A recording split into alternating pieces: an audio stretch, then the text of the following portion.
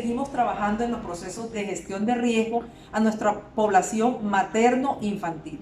Ponemos a disposición nuestra plataforma virtual e-learning para que todo el personal de salud de la red prestadora de servicios de la EPS indígena Nashuayú acuda y allí revise todo el material de estudio que disponemos para ustedes, la posibilidad de interactuar con nuestro ginecólogo asesor en los temas de riesgo materno-perinatal y la posibilidad de chat en línea, canalizar las diferentes inquietudes que tengan. Lo invitamos a que la consulten, la revisen y tengan la posibilidad de evaluar cómo están sus conocimientos en los temas allí aprendidos. Para nosotros es importante que ustedes participen, la hagan una herramienta fundamental del proceso de atención, porque juntos gestionamos salud.